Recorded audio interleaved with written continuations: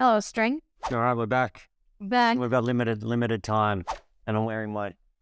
I actually wanted to ask you this. I'm like, I see you wearing your elephant shirt.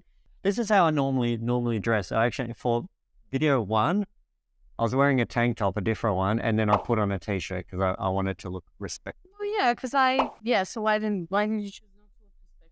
Because rock stars dress like this when their ladies dress. It's pretty warm here, and I'm going to go for a surf shortly. I want you to be yourself. We've got limited I time. want you to be your embodied self. Continue. Okay, so in this video, we continue talking about our story. We left off before the other guy came to Colombia. Yeah. Okay. So to catch everyone, and by the way, if you haven't listened to part 2 and part 1, you have to listen to it because now we're coming to like the culmination of how String and I actually ended in a very serious relationship that led to marriage and kids and everything. If you're interested in our story, there'll be a link somewhere. All right. So first, it was all confusing. First sex was terrible, blah, blah. And then there was a moment where things have shifted when you actually took charge, took me to the jungle and cut my brains out. And then from then on, everything shifted. And at the same time, we were talking about that. We were both single still. We were spending a lot of time together. We were dating, getting to know each other, but we were not serious. As in, we were not officially in a relationship. And at the same time, there was this other guy that I was texting with who had booked tickets to see me to come to Colombia.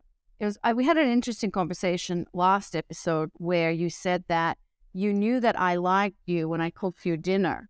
But I remember when I cooked you dinner and I was nervous, I was already in love with you. It was so serious.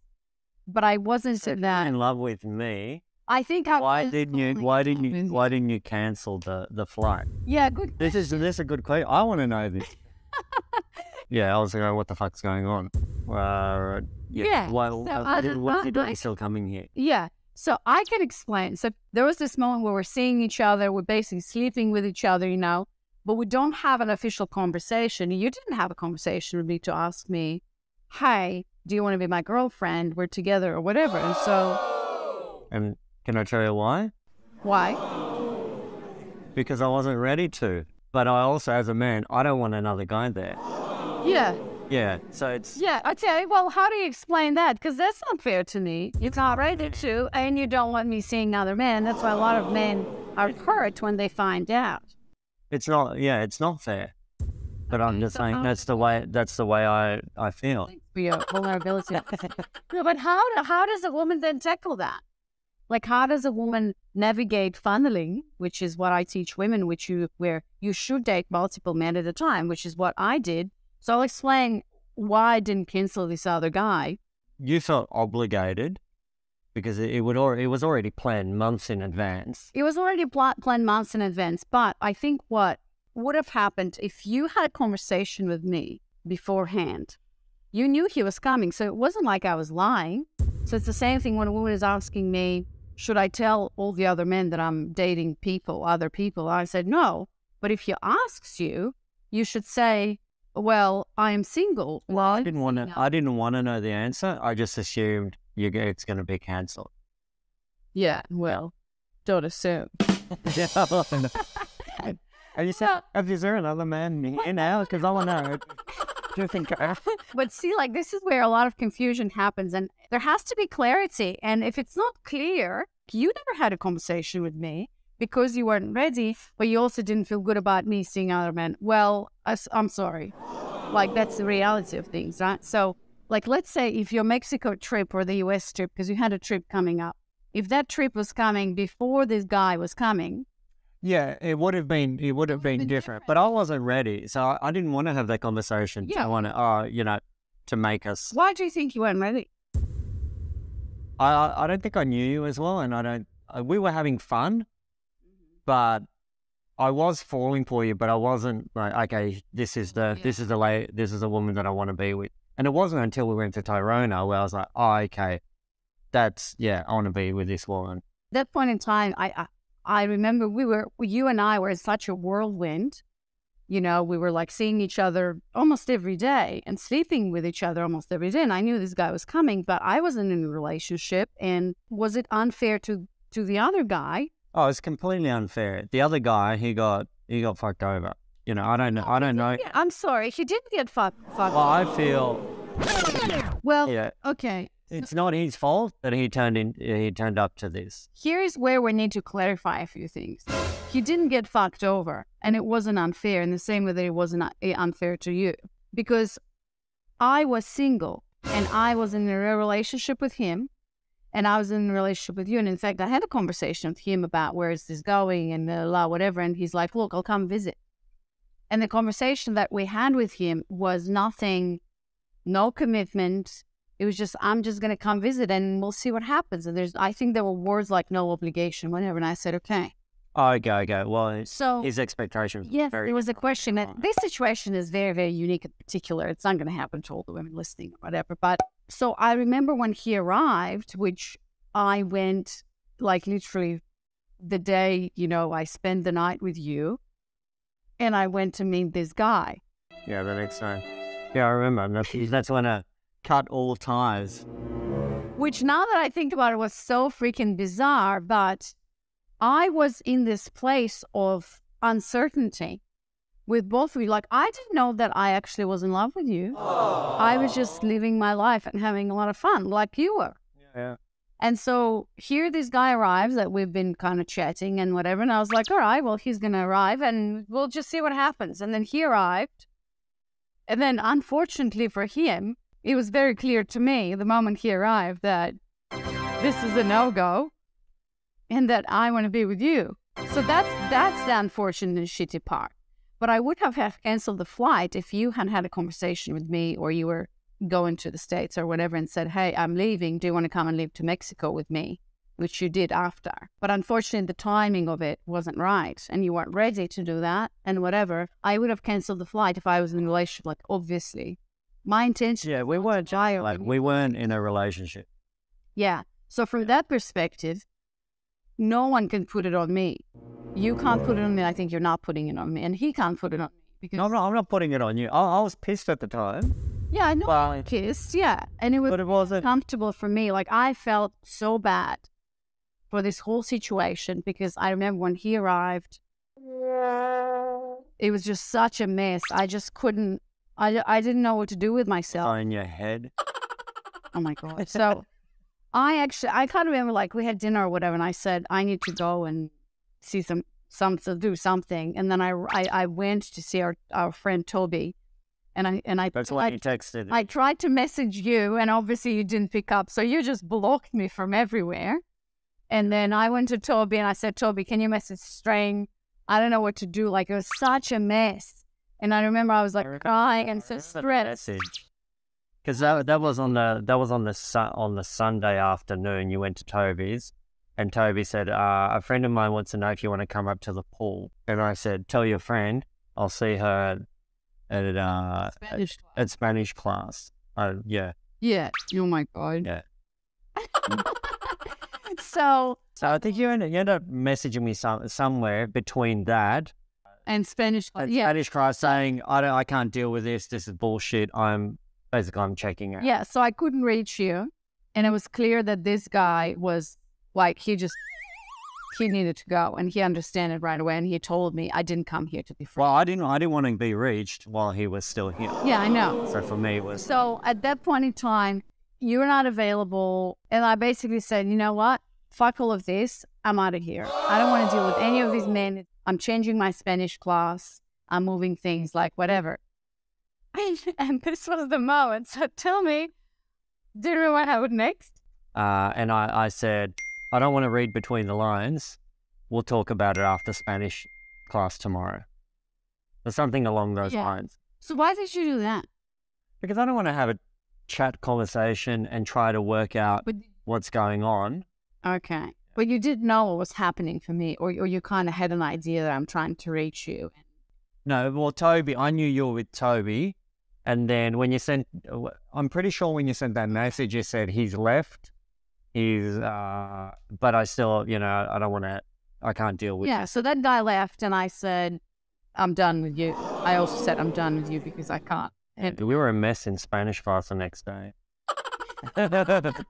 Was it crying or what? No, but you could see you're just Yeah. No, I don't know. So you sent me that message, which I think, like that message, I don't want to read between the lines. I think this was a pivotal moment of learning for me. And a lot of the stuff that I'm teaching my clients now is that there's so many things that could be read between the lines, and a text message is not a good place to actually have a conversation. Especially with a guy like me. You always grill me about my short messages, my short emails. I'm very to the point. Like that communication method for me. Yeah. I'd rather just meet a girl and talk. I think that if you would have reacted differently, or if you said, sure, fine, you would have checked out, that would be the end of everything. The same way, if you did not kind of take charge and take me to the jungle, that would probably be the end. I mean, maybe. I'm treading on thin ice. It's just like so many little things could have just broken it. No, but it could have, because in that moment, if I were to analyze polarity, it was very clear that you were leading, you took charge of the dynamic.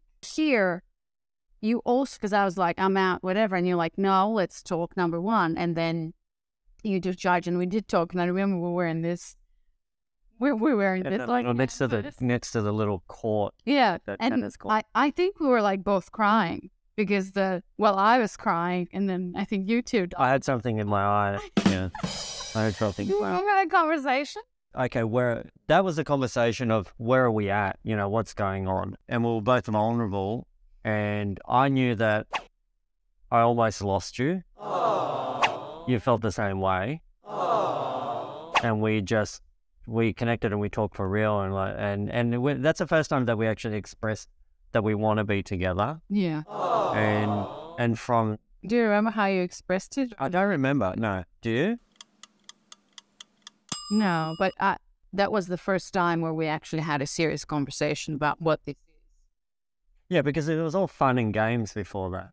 Yeah. It was fun. It was hanging out, having fun, going. So obviously our situation, and you know, I'm very clear that this doesn't happen in day-to-day life of women who are dating and who are coaching with me and whatever. But there's a lesson here, and it's exactly what happens when women are funneling, and they're so afraid of funneling. But there's a moment where you date multiple men, and then one of the men, like you and I, you're not in a relationship, right?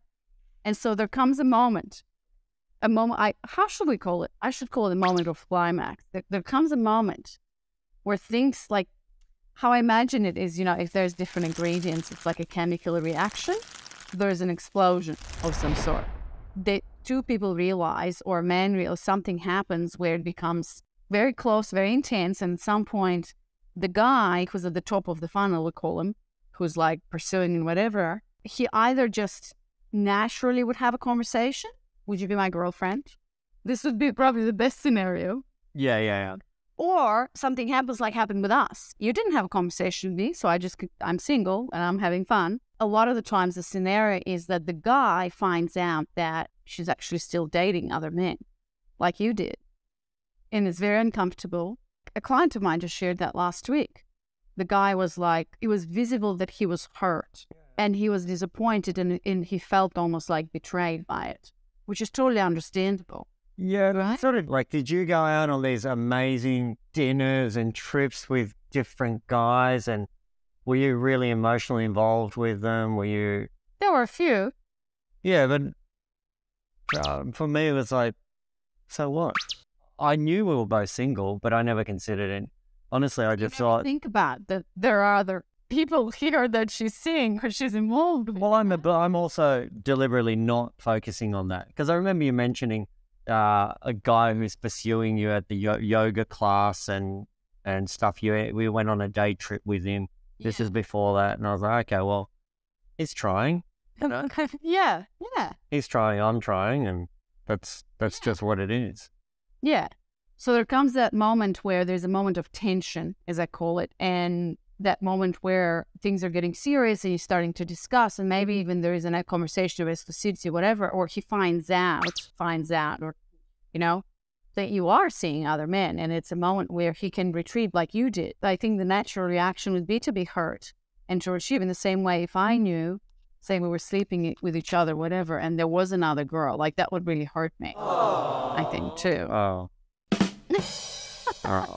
So that's why we funnel. the danger of ending up in a situationship is so high for a woman, because the moment that we start sleeping with a guy, and especially if we're having fun and I'm meeting friends, blah, blah, blah, I assume I'm in a relationship, but you're not, because the guy isn't ready. And most of the time, the guy is ready way later than the woman. Because for us, we can't have sex without an emotional connection most of the time.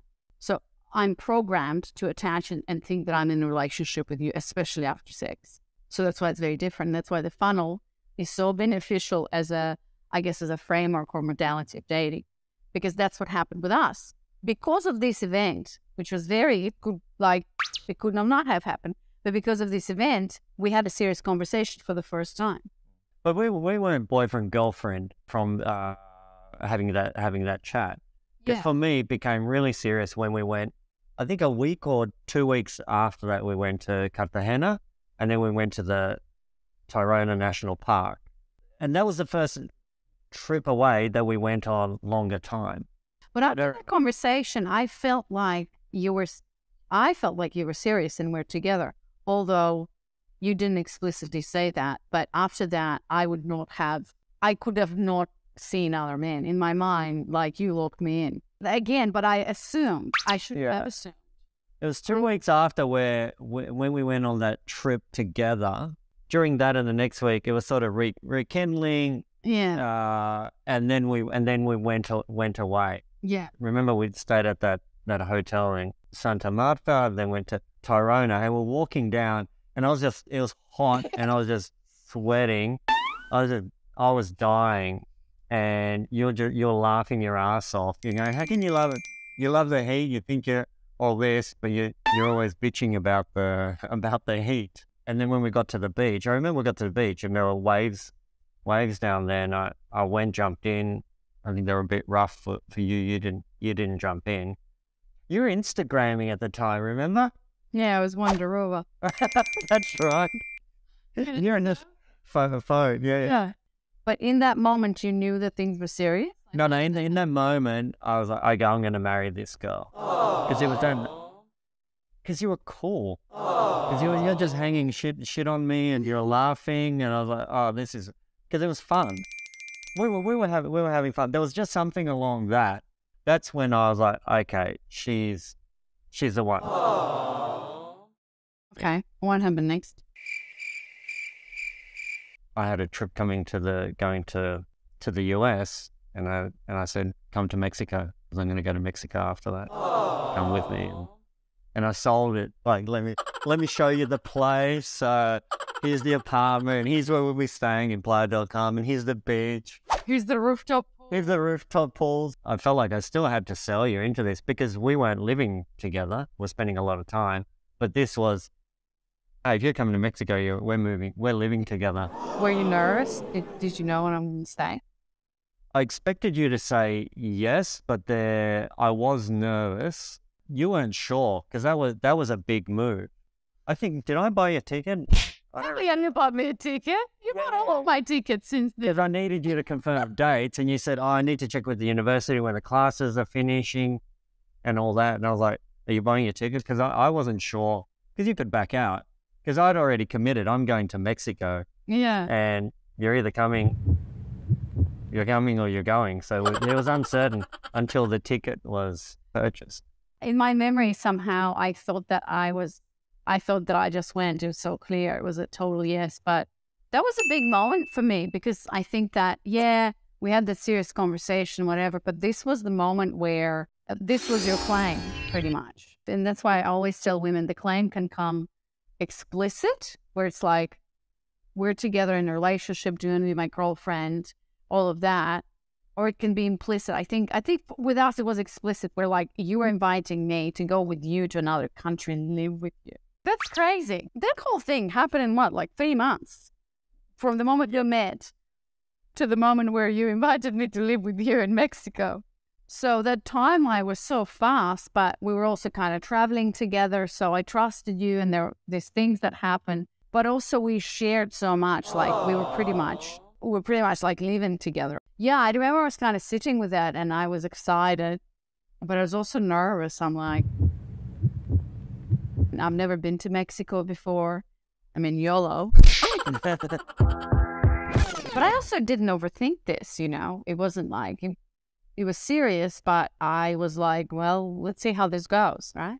Well, yeah, and both of us had freedom to move. So what's a worst case scenario? Oh, this doesn't work out. I'll just move to another country.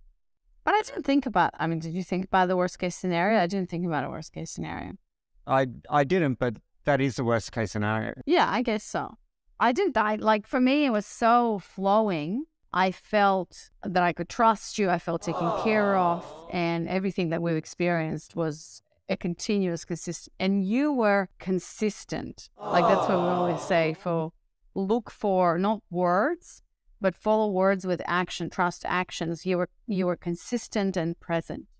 I could trust you every step of the way. I saw how you behaved in different situations and booking hotels, booking flights, organizing. So 6 months after we traveled together, you proposed. I proposed in September 2016. Did you plan the proposal? I know you didn't plan it because it was random and it was so bad. Again, like, our relationship is so random. I planned to do it.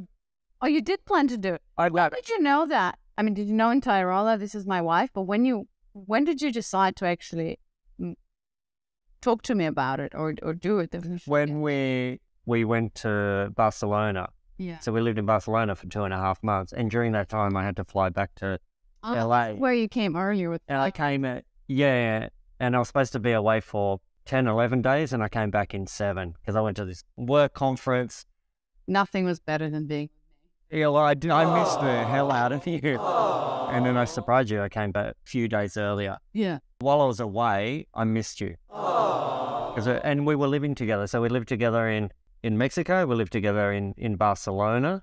I felt like I knew I was going to marry you before then, but then it was like I'm going to do it. And then I started thinking, when am I going to do it? And I knew that I was going back to Serbia and you were going to Bulgaria, and we were going to meet up.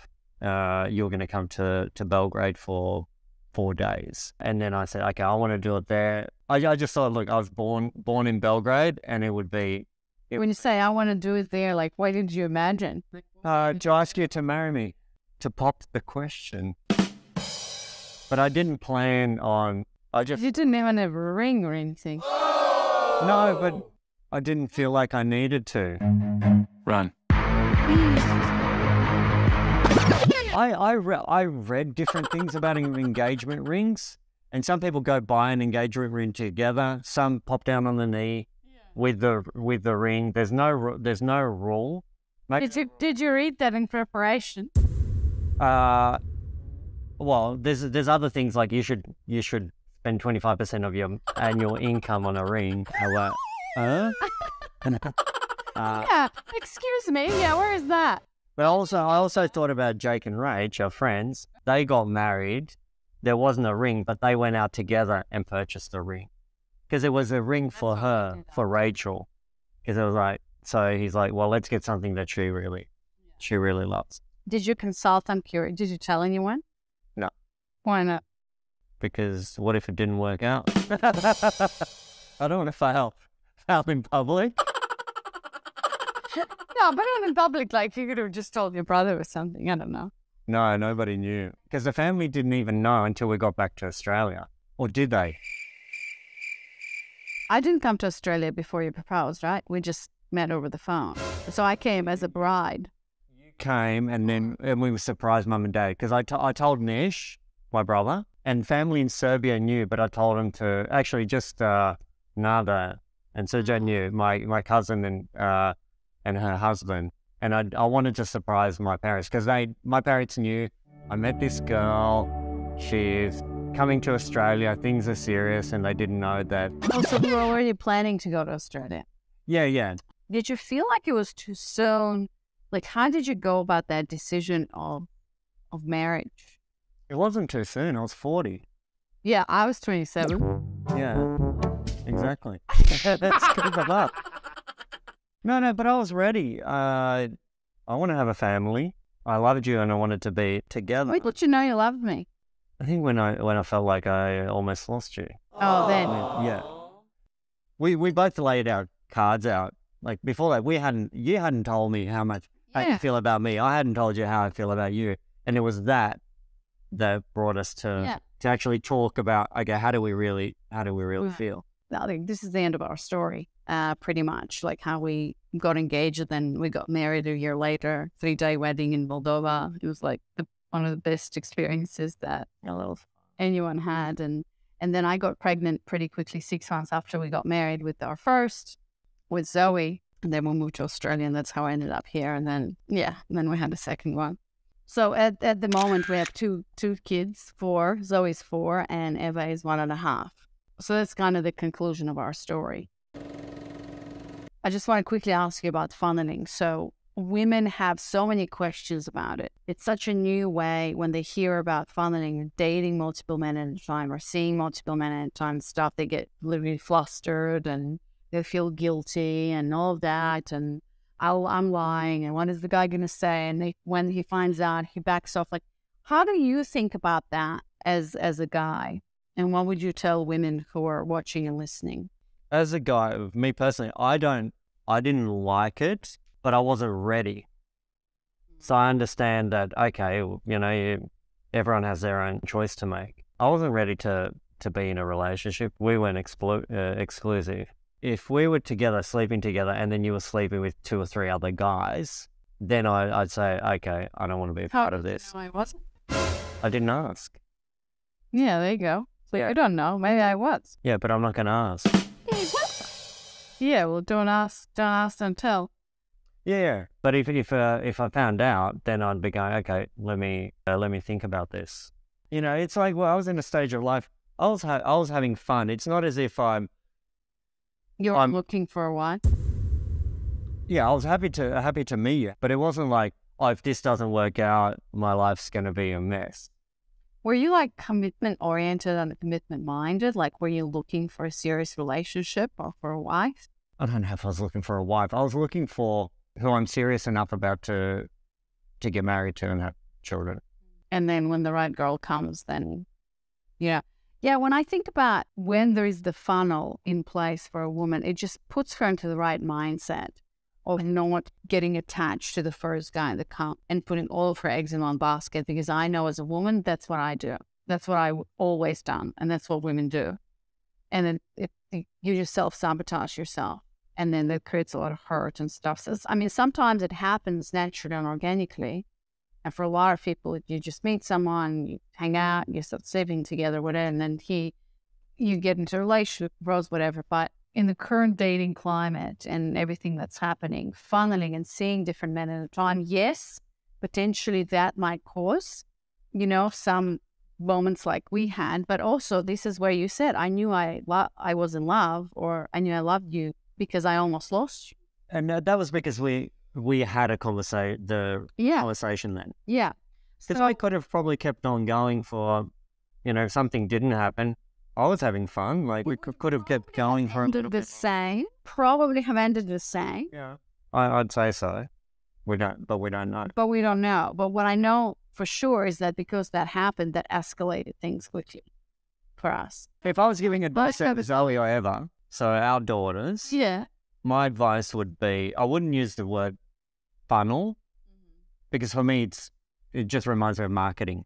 Okay. Yeah, so it has that. No, but it is a funnel, because it's a funnel. Yeah. My advice would be, let guys treat you well. And if you decide to be with a guy, then be with that guy. If you're not sure, you will be attached to the guy. If you start sleeping with a guy, you'll be attached to him. Just be wise, but don't go for the first guy that tells you that he's really interested, because that's not, guys will say stuff like that. Exactly. I was in a situation once where the girl thought it was more serious. Actually, it's been twice. More serious than what it was. For you? No, it was more serious for her. Yeah, more serious for her than what it was for you. Yeah. That's a more common scenario than the other way around. Yeah. Didn't feel good, because then I know, okay, there's a lot of emotion, because for me it wasn't emotion. But I can't even recall, at what point did you think we're boyfriend, girlfriend? Because for me, that never occurred. Right. Because obviously relationships are organic and they happen. There's so many layers, but if you follow this almost like a rule or a framework, it just puts you into the best position to attract the right guys and to establish these dynamics in the right way and to put yourself into the position of power rather than sitting there and thinking, well, we've gone on 5 dates, we've been sleeping together, I start to miss this guy, he hasn't called me for like 10 hours, what's going on, where is this going, you know, because that's what happens. And if he potentially drops in something about the future, or you meet your friend, the woman is like, whew, I'm in a relationship. She's like on a relationship train. He's just figuring himself out and is not ready. Like you weren't ready, you know? So You met my friends.